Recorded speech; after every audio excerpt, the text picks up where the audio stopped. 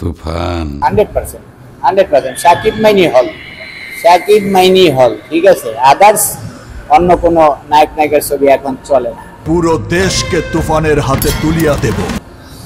শাকিব খানের ছবি সামনে ঈদে আসতেছে, তুফান আসতেছে, ব্যয়বহুল, ওইটা চলবে, ব্যয়বহুল চলবে, ওটা বলতে হবে না। শাকিব মাইনি হলমুখী কিছু লোক আসে, কিছু লোক কি ভালো লোকই আসে। তুফান আর গ্যারান্টি আছে 85%, 90% গ্যারান্টি আছে, লোক হবে, ব্যয়বহুল লোক হবে। রাজকুমার প্রিয়তমার রেকর্ড কি ভাঙতে পারবে? প্রিয়তমার রেকর্ড ভাঙতে পারবে না, প্রিয়তমার রেকর্ড ভাঙতে পারবে না। ওই রাজকুমার, ওই প্রিয়তমার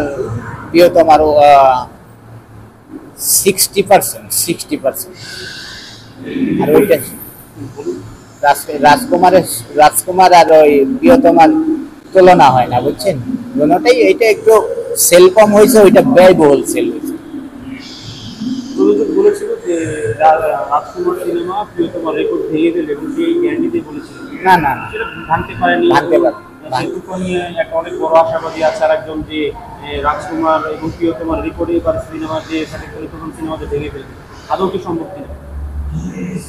না, এরকম সম্ভব না। ইয়ের সাথে পারবে না, ওই প্রিয়তমার সাথে পারবে না। রাজকুমার ছবি ভালো চলবে, গ্যারান্টি আছে, অনেক ভালো চলবে। অনেক দেশ বিদেশের শুটিং আছে তো, তারপরে এটা ব্যয়বহুল টাকা খরচ করছে বিভিন্ন রাষ্ট্রে। বিভিন্ন রাষ্ট্রে এটা মুক্তি পাবে, এটা চলবে, এটা আমার গ্যারান্টি আছে।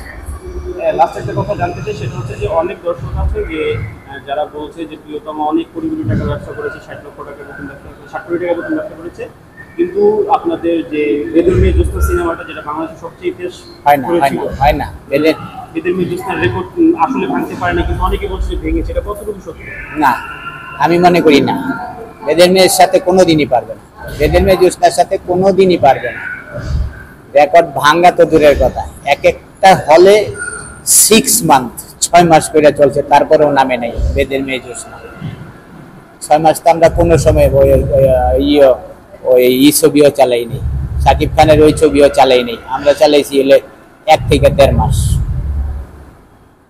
এদের মেয়ে জ্যোৎস্না, ওগুলি ফাউল কথা বললে লাভ নেই। যদিও বলো 60 কোটি টাকা, ধরে রাখেন 10 কোটি টাকা ইনকাম করছে, এর থেকে বেশি পারে না।